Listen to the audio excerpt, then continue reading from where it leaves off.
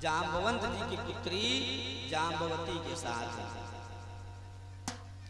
और चौथा विवाह हुआ भगवान का कालिंदी मैया के साथ, यमुना मैया के साथ।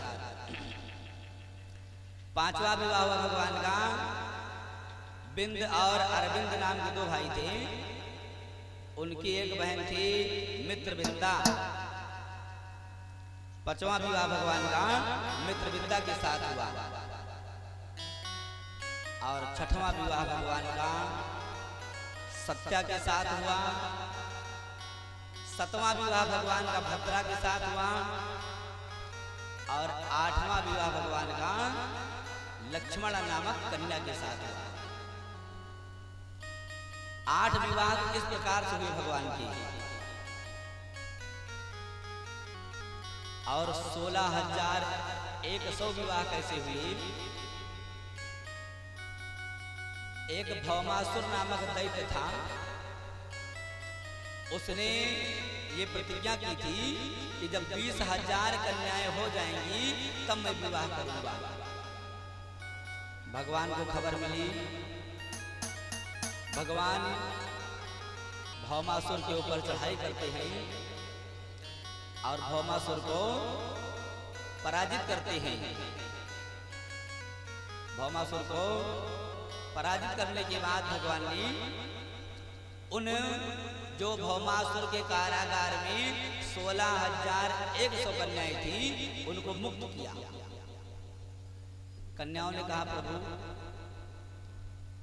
अब अगर मैं इस संसार में जाऊंगी तो मेरे साथ कोई विवाह नहीं करेगा, मुझे कोई अपनाएगा नहीं, इसलिए सरकार अब मैं कहाँ जाऊंगा?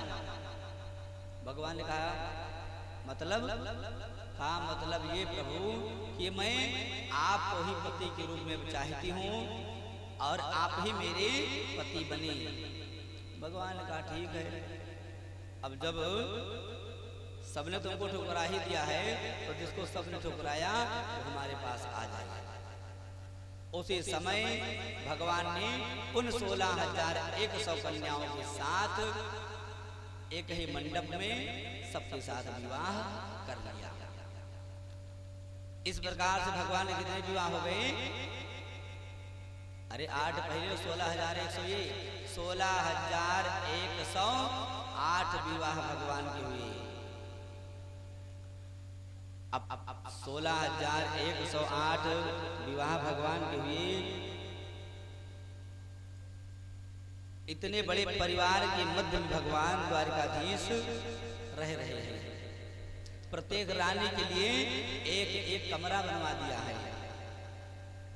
और कुछ कालांतर में 16,108 रानियों से प्रत्येक रानी से 10-10 बेटा और एक बेटी हुई। एक रानी से 10 बेटा और एक बेटी का जन्म हुआ। गुणा कर लीजिए कितना बड़ा परिवार हो गया। आज इतने बड़े परिवार के मध्य में भगवान द्वारिका के राजा बने, ठाट से विराजमान है। बोली द्वारिकाधीश भगवान की।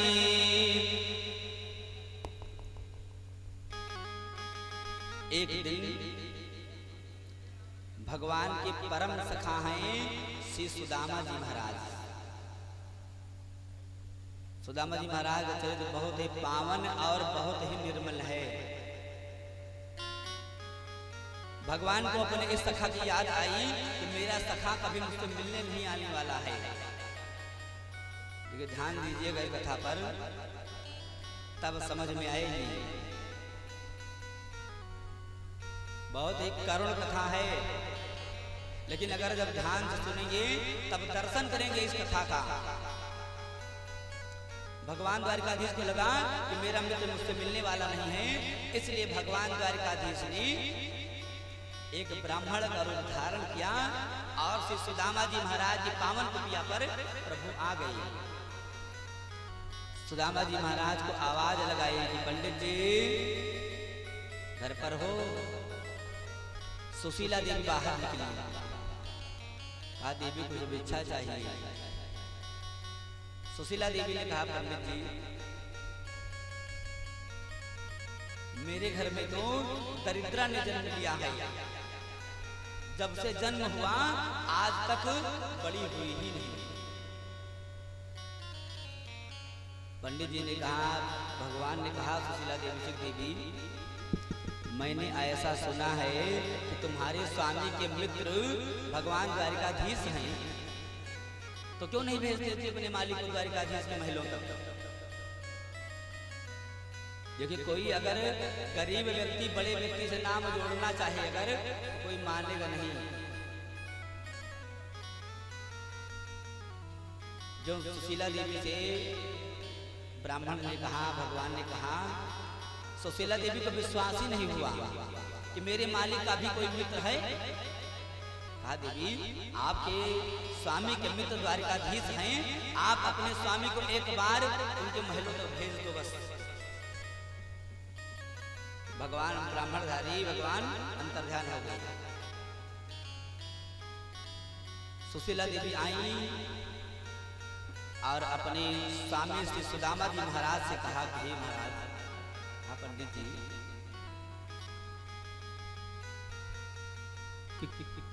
नमस्ते देव देवेश प्रपन्नातिहरादय प्रपन्ना पाहिना कृष्ण निर्वाणां घोर संस्कृता।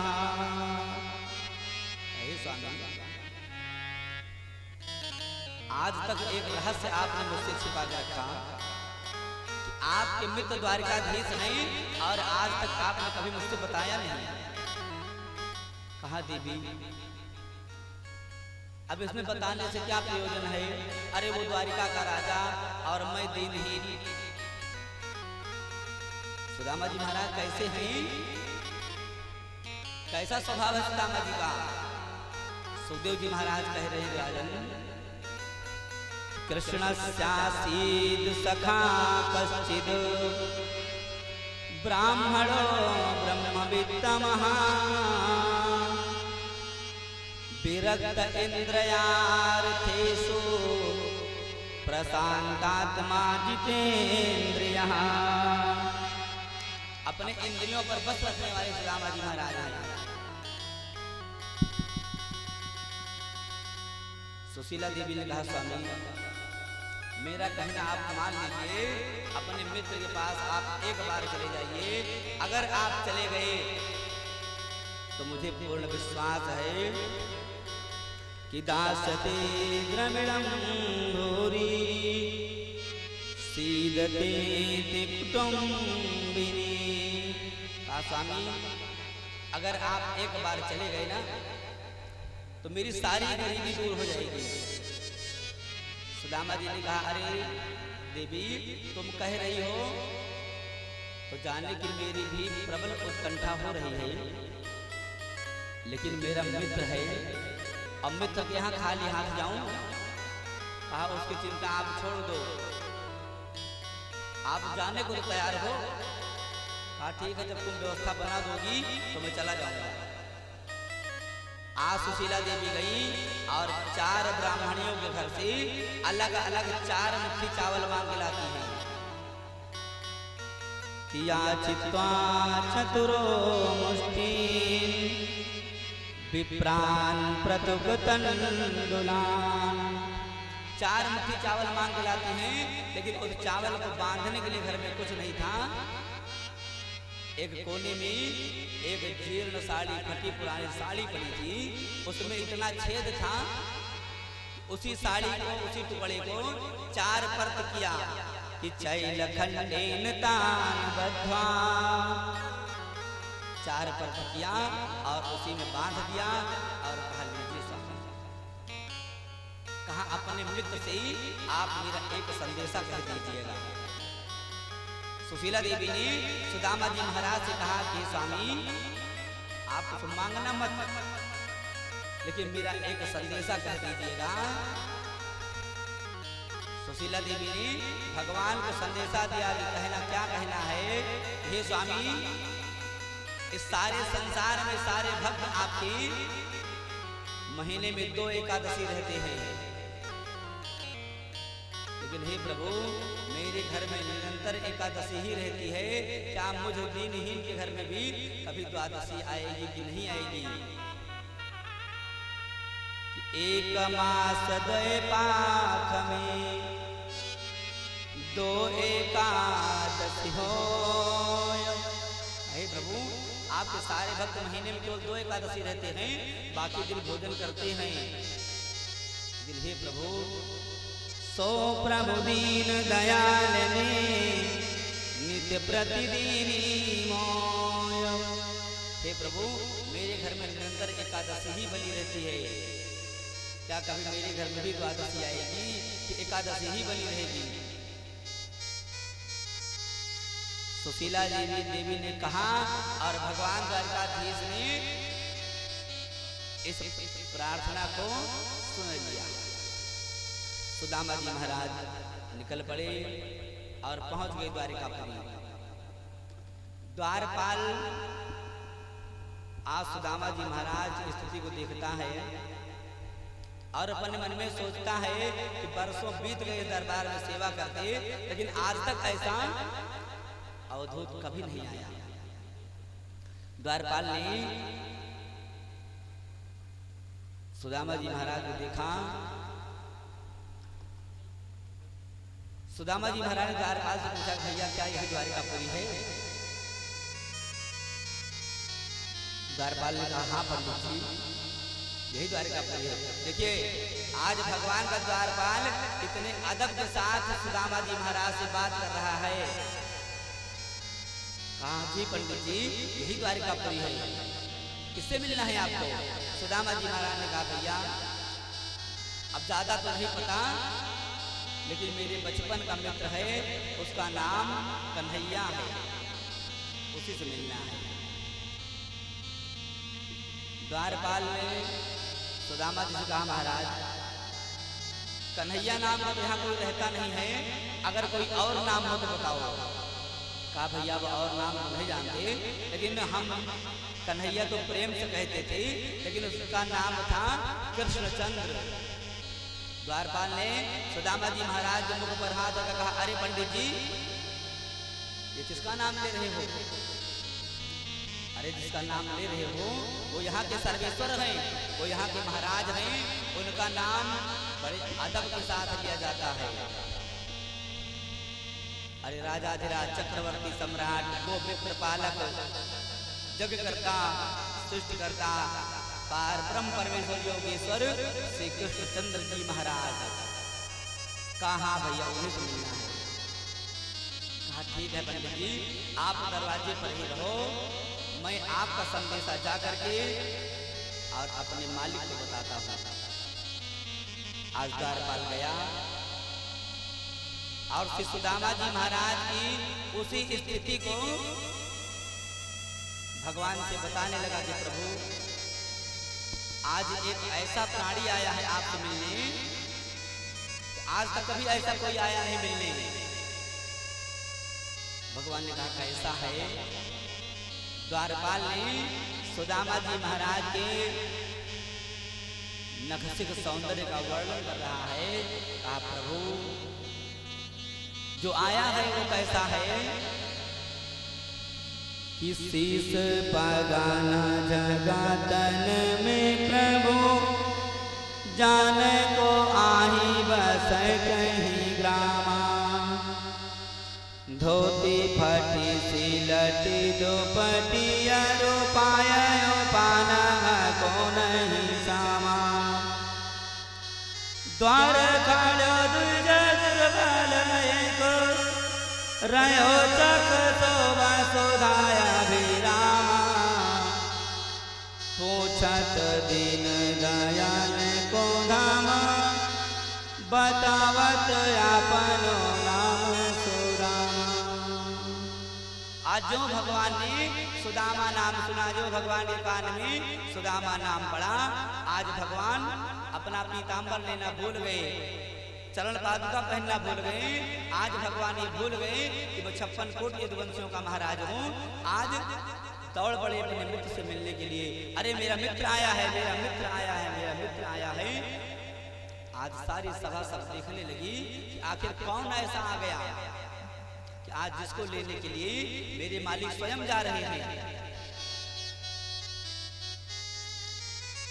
आज भगवान श्री सुदामा जी महाराज के पास पहुंच करके और उनको गले से लगा लिया। आज अपने महल में लेके आए। जो भगवान द्वारिकाधीश का सिंहासन था, आज उसी पर भगवान ने सुदामा जी महाराज को बैठा दिया। दास दासियां इंतजार करते हैं कि भगवान एक बार मौका दे सेवा का, लेकिन आज अगर भगवान सुदामा जी महाराज के पैरों को धोने के लिए जल मंगवाते हैं, तो द्वारिका की पट्टमासी हैं, द्वारिका की जो पट्ट मलकिन हैं, रुक्मिणी महारानी को आदेश दिया कि जाओ जल लेके आओ। रुक्मिणी महारानी समझ गई कि कोई साधारण नहीं है। आज भगवान जो लक्ष्मीपति हैं, आज वो सुदामा जी के चरणों में बैठे हुए हैं। कौन कहेगा सुदामा जी महाराज गरीब हैं? सुदामा जी महाराज गरीब हैं? अरे लक्ष्मीपति जिसके चरणों में बैठा हो वो गरीब हो सकता है? आज रुक्मिणी महारानी जल लेने के लिए चली जाती हैं और सुदामा जी महाराज के चरणों के नीचे आज भगवान बैठे हुए हैं। और सुदामा जी महाराज के पैरों की दशा को देख करके आज भगवान के नेत्रों से गंगा और यमुना की अविरल धारा प्रवाहित हुई कि ऐसे बिहाल में वाइन सो पग कंटक जाल लगे कौन जोई। हाय महादुख पायो सखा तुम, आए इतना कितने दिन कोई। देखे सुदामा की दीन दशा करुणा कर